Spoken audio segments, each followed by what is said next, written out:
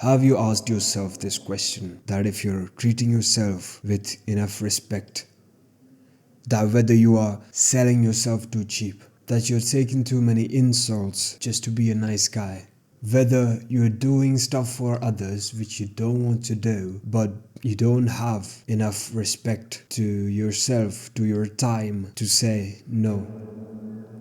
I decided to do this video because a friend of mine who also watches my videos asked me to do one on self-respect.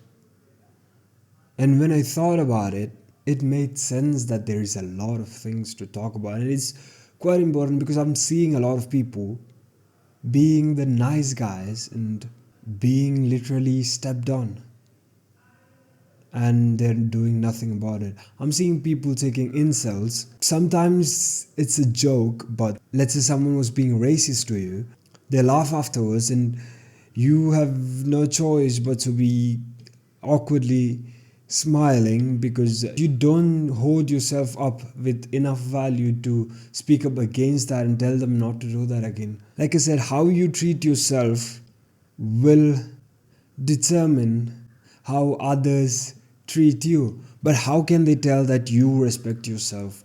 Thing is, it happens subconsciously. When you see someone and you think to yourself, they look like they have their shit together.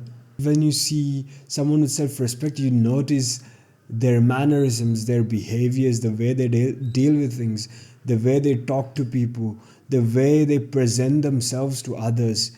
Every bit of it determines an image that you project outwards, which other people perceive as the person you are. And usually they are projecting an image of something they are not. And it goes both ways. Someone with enough respect for themselves may act like shit and be treated like shit, or someone with just enough respect will act more put together in a social situation and get the respect that they need to. Some people lower themselves to mere clowns in front of others and they get treated that way and nobody gives a shit about them. But the people who act like they can hear what they're speaking and whatever's coming out of their mouth is planned, you will notice those people and you treat them with respect. As far as my understanding goes, sometimes you lack self-respect because people hadn't treated you with respect when you were growing up. Let's say you were in a household where they didn't respect your opinions, they didn't give a damn about what you thought and how you thought, so you really didn't have a place to express. So you grew up with an image of someone who is not worthy of respect. If you are worthy of respect, you will have respected yourself. You, as a person, deserve some form of respect. You don't give yourself that because no matter how you present yourself, you will still not be given the attention or the respect that you want. So you've always conditioned to think that you don't deserve the things that come your way. And this will go a long way in explaining that, because if you grew up with that, you were probably bullied or was a bully, happens, and that shows you that you either had a habit of stepping on people or having been stepped on, and that just never left when you grew up.